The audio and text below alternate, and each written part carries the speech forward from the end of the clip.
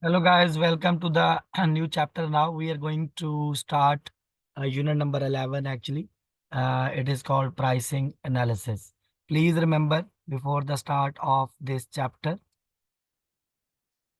So you should remember your unit 9 which we have already covered. It's about CVP analysis, break-even analysis. Unit 10 we finished, which is margin analysis or decision making. Okay. And unit number 11, which we are going to start today, which is called pricing analysis. So all these three chapters, three units, 9, 10, and 11. So these three units are called decision analysis. It's a one domain of CMA part 2. And please remember these three chapters or units are 25% of your exam. So we are into the pricing analysis now, unit number 11. And in unit number 11, we have these three topics. So first of all, the first topic 11.1, it is relevant to the theory of demand and price elasticity of demand. Then we have 11.2, which is about market structure. There we will study different types of market structures. And then we have a 11.3, it is about pricing. So please remember, we are going to start price elasticity of demand. I mean to say we are going to cover theory of demand and relevant concepts. Okay, so here we go. So first of all, guys, we are going to go through the demand. Demand means the buyer side of the market. Obviously, there is a two points are there, demand and supply. So we are going to talk about demand side today only. Okay. So first here we have a definition of demand. What is the demand?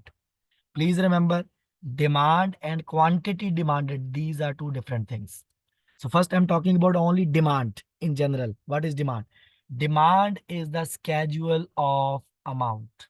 You can say it is the amounts of a good or service that consumers are willing and able to purchase at various prices during the period of time.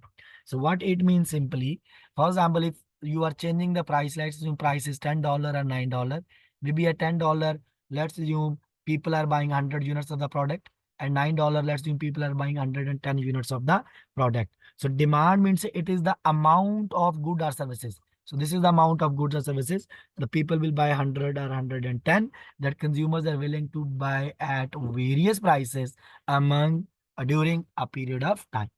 So this is called demand, amount of good or service. Understood? Now, what is quantity demanded? So quantity demanded, obviously, in demand, there could be a demand for both things, demands for the goods or services. But quantity demanded, we are talking about here, let's see from goods point of view. Quantity demanded is the amount that will be purchased at a specific price. Here keyword at various prices. Here keyword is at specific price during the period of time. For example, a price is $10. People are buying 100 units. It means at this specific price, the demand is 100. And if, for example, price is $9, so people are buying 110 units. It means if the price is 9, which is specific, so demand is 110. Understood? So quantity demanded means simply we are talking about from goods point of view. But in demand definition, you may have include, you can include services also. Okay, quantity demanded is what? Is the amount that will be purchased at specific price. And what is the theory of demand now? Please remember, I'm going to explain a theory of demand. So theory of demand is what? As per theory of demand, so the price of the product and quantity demanded, the quantity of the product, they always have inverse relation. What they have? Inverse relation. Inverse relation means what? For example, if the price increases, quantity demand decreases. Okay. Or if the price, if you will cut down the price, if you will decrease the price, so demand will increase. So this is what is called theory of demand. So price and quantity, these two factors are inversely related. Understood? Inversely related. So if you will increase the price, quantity of demand will decrease. If you will decrease the price, quantity of demand will increase. Understood? This is the theory of demand, but here we have assumption. What is assumption? We assume that other factors, whatever other factors remain constant, or other factors held constant. They are not changing. There could be other factors also, because the demand is, by the way, practically demand is not only varied with the change in price. No, demand can be changed due to change in other factors also. Understood? But in theory of demand, we assume other factors remain constant. Okay. So here it is. Here we go. This is what I'm going to explain through the help of example now. For example, here we have a demand schedule. So we have here price per unit. For example, if price is $10 of the product, so demand, let's assume, is 0. If price is 9, for example, if you will decrease the price, demand is 1. If you will more decrease the price, demand is 2. So look at here, if you will go through this information, price is decreases, but demand is increases, right or wrong? For example, at $5 price, demand is 5 unit. At $1 price, demand is 9 units. So what, this is the theory of demand. The demand and the price is inversely related. Please remember, sometimes they will ask you this simple question and people make mistake. Theory of demand, true concept is the price has effect on demand. Okay, but if in the question he told you that demand has effect on the price, effect on price, so this statement is incorrect, please. Price has a effect on the demand, because if you will look at the both scenario, so theme almost is, it looks same, but as per theory of demand, price has effect on the demand. But if he told you demand has effect on the price, this statement should be considered as incorrect statement. Okay, now we are talking about here, guys, few things we are going to discuss here. This is what is the law of demand. I have already explained. Law of demand states that if all other factors are held constant, if other factors remain constant, the price of the product and the quantity demanded are inversely related. I told you, if you will increase the price, demand will decrease. If you will decrease the price, demand will increase. So this is what they're saying: higher the price, lower the quantity demanded. Understood? Now, guys, here we have a graph for demand. It's small graph. For example, on vertical axis, you are writing price. Okay, if you are moving, this is 0, origin of 0, obviously. For example, here price is $2, price is $4, price is $6, price is $8, like that. And here we have, if you will move to this side, so here you will on horizontally. So this, here you are writing quantity. For example, quantity could be 10, 20, 30, 40, etc. Understood? For example, if the, let's assume, I'm just assuming, for example, if the price is 2, demand is 40, so it means this dot will be placed here. For example, if price is 4, if you will increase the price, quantity demanded will decrease, right? So let's assume demand is $30. So this line will be posted here in front of 4 and on the top of 30. For example, if price is $6, so demand is $20, it means this dot will be placed here in front of 6 on the top of 20. And now you can draw a line. So this is what is called demand curve. Right or wrong? So if, please remember here, sometimes they ask this question here. So demand curve, if this demand curve is moving to this side, like let's assume this is the original curve. If it will move to this side, for example, curve is like that. Okay, so it means it is called increase in demand. Because obviously if you will move to this side, it means quantity is increasing from 10, 20, 30, and then 40, right? But if curve is moving to this side, this is called decrease in demand. So this we can say, if it moves to right, this is right side, right? If it will move to right side, demand will increase. If it is moving to left side, demand will decrease. This is what is called law of demand. Please remember, on vertical axis means this. Here we are writing price. On horizontal axis means this side. So here we are writing what? The quantity demand. Understood? This is what is called law of demand. Now here we have here law of demand. I have already explained what is theory of demand. Now I'm going to explain two more concepts. One is called income effect, and second is called substitution effect. Please remember. So what is income effect? So let's have a look, then I'll explain, I'll give you example. So what they are telling you, income effect, income effect. So let's assume your salary is 10,000. This is your salary. This is your income, right? And you are using a product, for example, household product, and you need, for example, the household product price is, for example, $1,000 per unit. If you have income 10,000, right? And the price of this is dollar price per unit, okay? And the household product price is $1,000 per unit. It means how many units you can buy, guys? By spending 10,000, so 10 units you can buy, right? But what if your income is same $1,000, but this price has decreased? Price became, for example, $500 per unit. Now, how many with the same income? How many units you can buy now? 20 units you can buy. Right or wrong? So this is called income effect. What is income effect? Income effect means, say, if the price of the goods will decrease, let's assume from 1,000 to 500, even if you are having same level of income, okay, like 10,000, 10,000.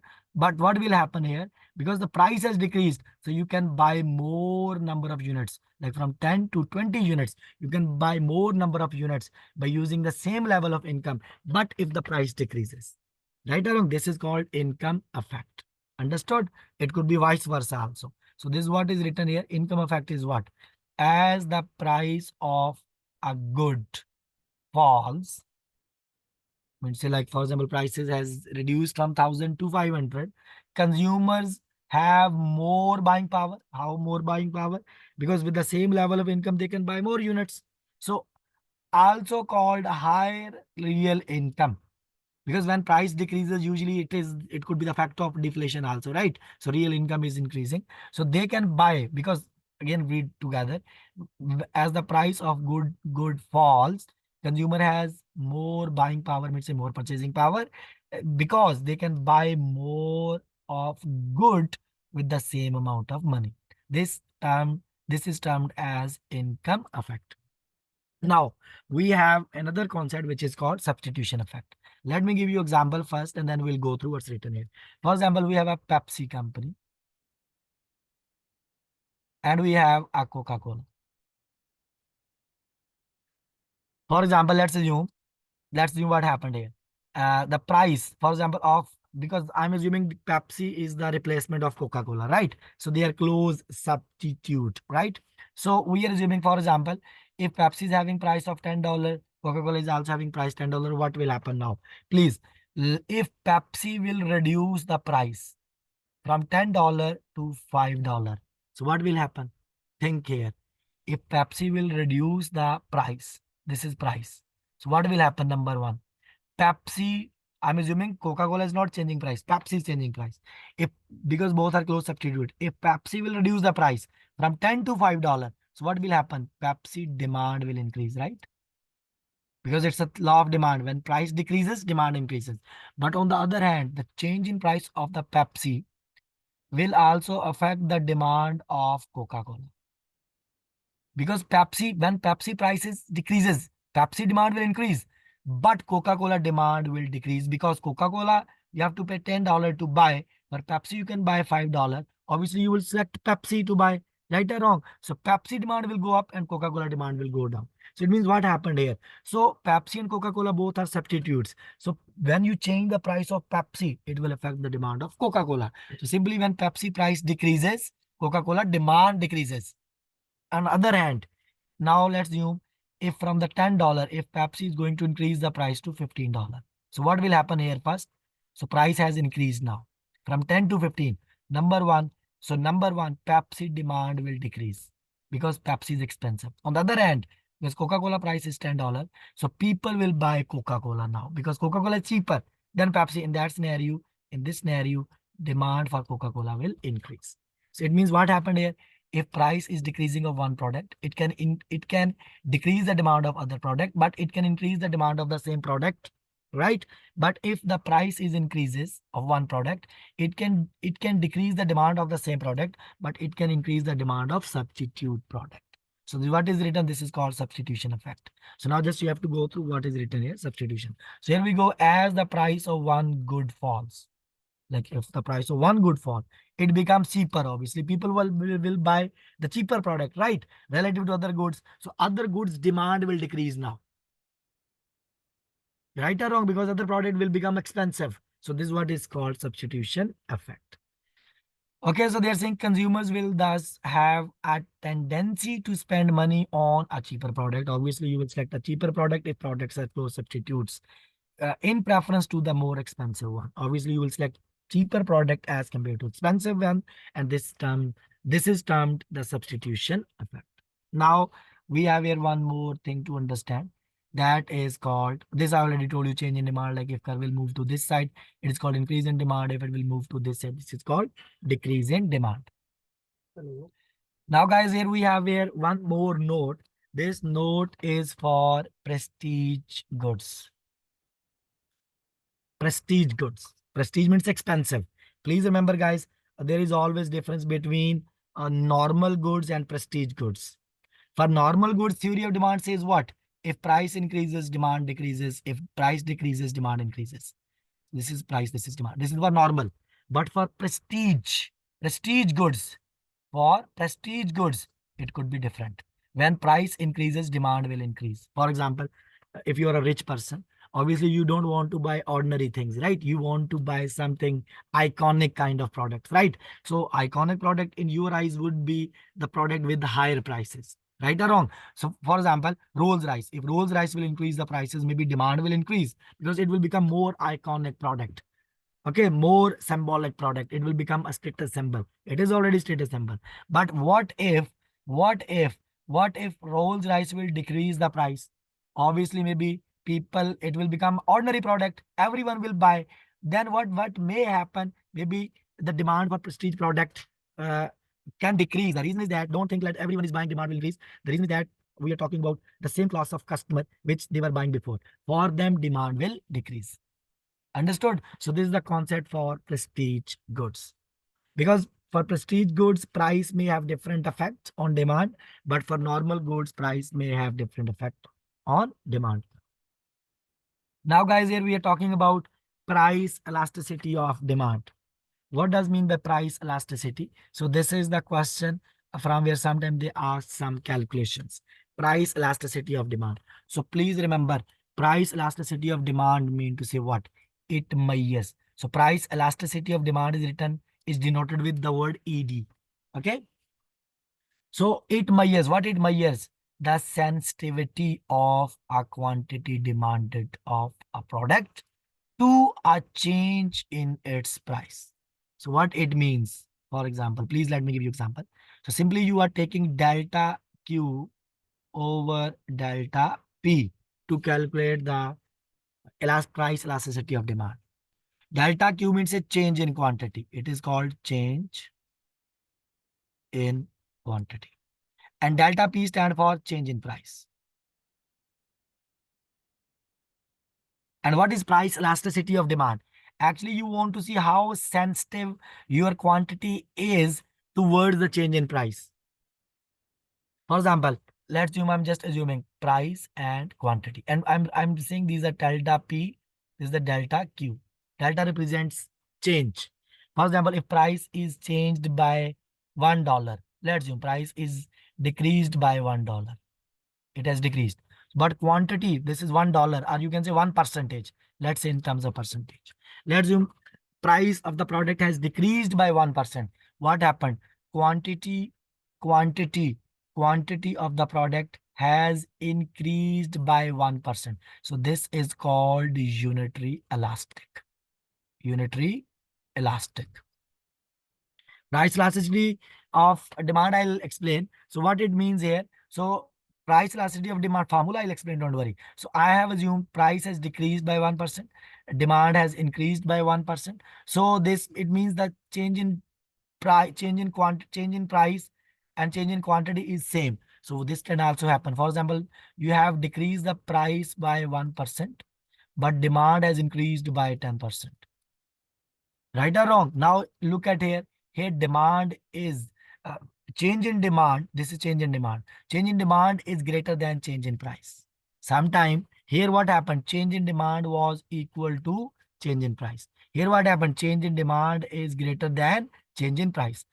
Another way it can also happen. So for example, if you will cut the price by 1%, okay, what happened?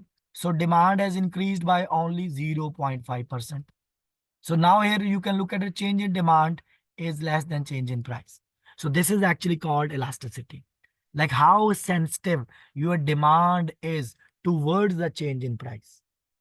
Okay. So here we go, how it is calculated. So this is the formula for price elasticity of demand. So we always take, there are different approaches to calculate. The first formula is called percentage change in quantity demanded and divided by percentage change in price. This is the first formula. So percentage change in quantity demanded, percentage change in price. So let me tell you how you will calculate. This is the first formula normally, but in your exam, they will ask midpoint formula, which is written down. Okay, midpoint is more accurate method to measure the price elasticity. So first I'm explaining this formula. The numerator is the delta Q, denominator is the delta P. But here you are taking percentage change in quantity demanded and denominator is percentage change in price. So let's have a look how you can calculate this. Okay, if it is data is given, for example, this is the price, this is quantity. For example, at $10 price, so quantity is $100. And if price is reduced to $9, quantity is increased to, for example, 200 units. So now how you will calculate delta Q, change in quantity. So let's assume this is your first case and this is your recent case. This is old, like old price was 10, demand was 10. And now what happened new? So new price is 9 and demand is 2, 200, right? So how you will calculate delta Q and delta P? So we can assume these are the first values are the base figures with which you are comparing, and this is the new information. So now how you will calculate, guys? Please remember. So when you want to calculate delta Q, so you have to delta Q means say percentage change in quantity demanded. Percentage change in quantity demanded. How you can calculate? So you have to take a new value, which is 200, minus old value, which is 100. Okay, take the difference divided by with the old value, which is the base value. Like, okay, multiply by 100. This 100 multiply, you are multiplying with to get the percentage. If you don't want to get percentage, just don't multiply with 100. Okay, this 100 is what? This is the base value, previous value. So it means you are taking formula is what? You are taking difference of quantity. Difference of quantity is how much? 200 minus 100, it will become 100. See, right? Divided by base value. Base value is what? Again 100 and multiply by 100. And then here you want to calculate the price. Okay, please don't bother with positive and negative values because you should always use positive values. Okay, this is also a rule. Always measure, use the positive numbers. And how you will calculate positive number are change in price. Change in price, how you will calculate? You will take 10 minus 9 divided by 10. 10 minus 9 divided by 10. So because 10 is the 10 and 9, take the difference divided by base. Base value was 10 and multiply by 100. This will give you delta P. So now what you will do, you will take, for example, I'm just assuming, let's assume this is 15% and this is 10%, just assume. So what you will do, I'm assuming, but I'm not sure what will be the correct answer. Okay, I'm just assuming 15% and 10%. Now what you will put it here, the numerator you will put 15% and denominator you will put 10%. So 15 over 10, 15 over 10. So it will give you, for example, 1.5 answer. So this is called price elasticity. I'm not going to explain what is the meaning of this. This I'll explain after 2 minutes. First, I'm just telling you how to calculate. So this is the first way to get price elasticity of demand. So please remember this answers could be greater than 1, less than 1, equal to 1, 0, anything, right? So that I'll explain what it means. Meaning of this answer I'll explain just in 2 minutes, but after 2 minutes. So here we go. Now there is another formula. This is the mainly formula you should apply in your exam, midpoint formula. So in midpoint formula, logic is the same, but way of calculations of factor is different. So the numerator you will take delta Q, percentage change of in quantity, divided by delta P, percentage change in price. But here change in quantity, how you will calculate change in quantity? So you will take quantity 1 minus quantity 2. Please remember always calculate positive values. Okay, that I'll tell you how you will get. Quantity 1 minus quantity 2. For example, in this example, I assume at 10 price quantity was 100. This is price, this is quantity. At 9 price, quantity is 200. Right? Assume. So I'm taking Q1 minus Q2. So which one I will use as the Q1 and which one I will use as the Q2? You have to take positive values. Positive, how you can get? If you will take first 200 and minus 100. Right? So then you will get positive, right? If you will put it here 100 first and then minus 200, you will get negative. So please remember, you have to get positive numbers only. So higher value you will put first, higher is 200, and lower value you will write as a Q2. And then uh, Q1 minus Q2, and then you have to divide. Divide with what? Q1 plus Q2. Q1 plus Q2. Q1 is, for example, higher value, plus Q2 is the lower value. So just add. So here you are taking 200 minus 100, and you are dividing with 200 plus 100. So this will give you delta Q. And delta P, how you will calculate? Percentage change in price. So P1, please again remember, you have to use positive number. So P1 minus P2, which will be the P1 higher value, higher price. Higher price is 10. So I'll take 10 minus lower price, which is 9, divided by 10 plus 9. And if I'll solve this, this will give you delta P. And then you will get answer. Delta Q you already have, delta P you have. Once you will divide, you will get here answer. Again, your answer could be greater than 1, less than 1, equal to 1.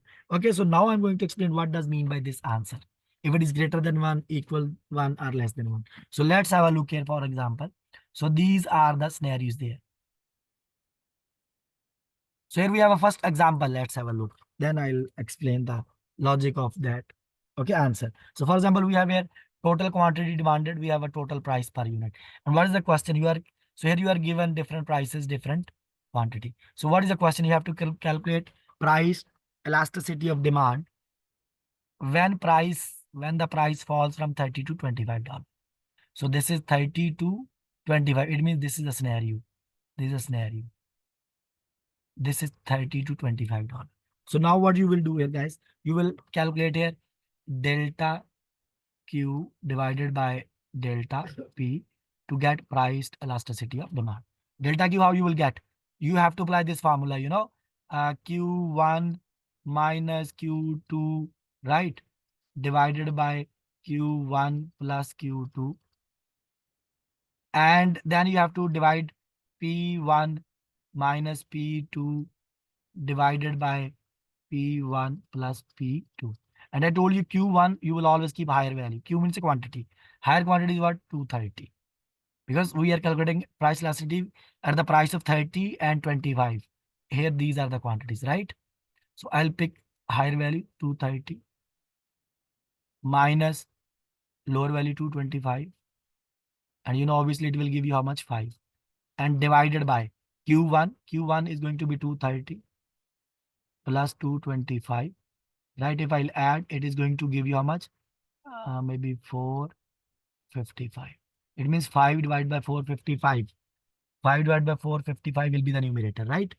And denominator what? P1. P1 means you have to give it positive value, higher value. Put 30 minus 25. It will give you 5 again. Divided by P1 means a higher value plus P2 lower value. It is going to give you 55. So it means 5 over 55 will be denominator. It is here. Now numerator divided by denominator means a delta Q divided by delta P. So if you will solve this side, 5 over 45, 5 over 45. So you will get 0.0110. If you will solve this 5 over 55, so 5 over 55, you will get 0.0909. And now you will divide, so you will get 0.1210. This is actually midpoint formula. Please, midpoint is more accurate method, guys. Now I have a quick question, guys. Please remember here.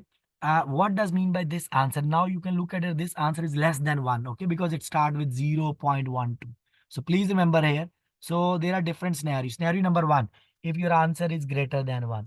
For example, when greater than 1 will be there, if delta Q, let's assume I'm assuming 10, and delta P, I'm assuming 2, or I'm assuming 5.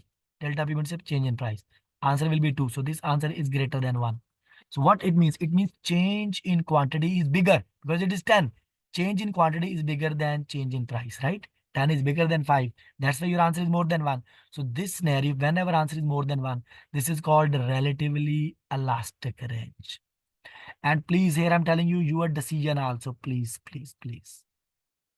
Like if your price elasticity of demand is greater than 1, so what should be your decision? You should always cut the price. Always cut the price. So this will increase the revenue or profit of the business. You should not increase the price. Cut the price. Understood? If answer of price elasticity is greater than 1, what should be your decision? Price should be decreased, because if you will decrease the price with small proportionate, with bigger proportionate, your demand will increase and it will increase your revenue and profit. Now, what does mean by equal to 1? Equal to 1 when it will be, for example, if I'll divide it 10 over 10, 10 over 10, so it will be answer 1, right? It is equal to 1 now. So what it means here, guys, here it means the change in demand is equal to change in price, right?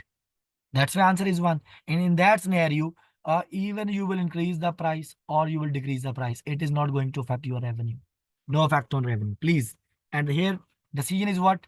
What is your decision? You can increase or you can decrease the price. Because if you will increase the price, demand will decrease with the same proportionate. Or if you will decrease the price, demand will increase with the same proportionate. So your total overall revenue or profit will be unchanged. So any decision you can take here. But at this scenario where answer is equal to 1, this is called unitary elastic. If answer is greater than 1, it is called relatively elastic range. If answer is equal to 1, this is called unitary elastic. Third scenario, what? Answer is less than 1. When answer will be less than 1? Obviously, the answer would be less than 1 in one scenario. What is scenario? For example, change in demand is 5 and change in price is 10. So answer will be 0.5, right? It is less than 1. It means your change in quantity is less than change in price. So in that scenario, it means if even you will touch the price, it is, for example, change in quantity is less than change in price. Even if you will change the price, it is not going to affect that much quantity, right? So in that scenario, what you should do, whenever answer is less than 1, please remember this is called relatively inelastic range. Remember these words: relatively elastic, unitary elastic, relatively inelastic range. And here, what should be your decision? You should increase the price. You should increase the price. Okay, because demand is not that much volatile. So increase the price. If you increase the price, your revenue will increase. You have to remember these points also. Decisions. Understood? Then, guys, what we have a infinite. Sometime, that's it. The answers will be these answer, right? Okay, equal to 1, less than 1, greater than 1. But there's one more concept. Sometimes we say uh, that infinite means a perfectly elastic word. This word. Remember, a relatively elastic, unitary elastic, relatively inelastic, and perfectly elastic. Perfectly elastic mean to say what? Perfectly elastic mean to say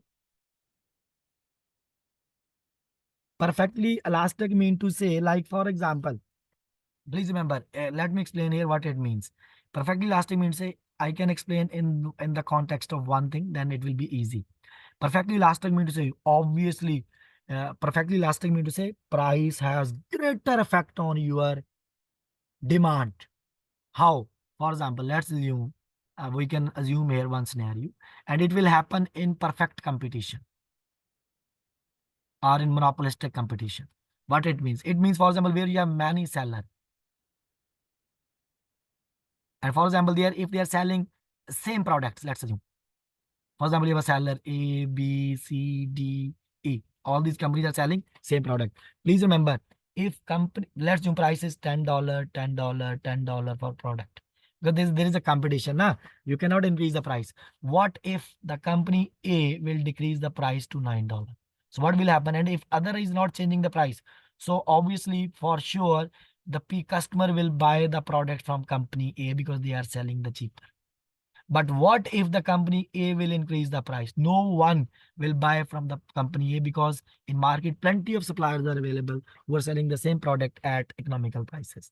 So that is why here in that scenario, please remember, if you have many suppliers of selling the same product, never, this is your decision, never decrease or never increase the price. Please, if you will increase, you will lose the customers, because customers will move to alternative suppliers, right? So that is called perfectly elastic. So here it means your one small wrong decision regarding price can destroy you, can destroy your business.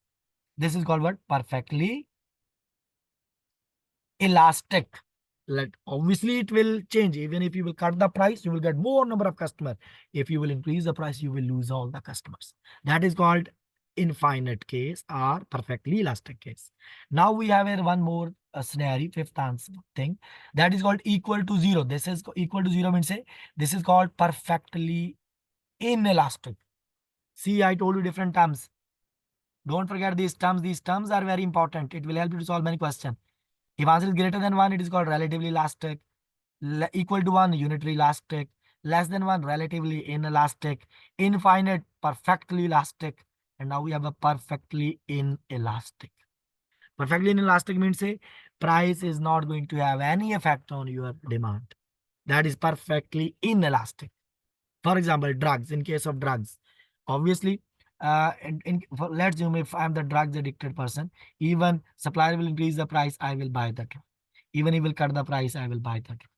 Right? So it means this perfectly, it could be perfectly inelastic, right? In case of addictions are those products which are very, very necessary, okay, for the consumers. So at that scenario, price doesn't matter. So that is called perfectly inelastic scenario.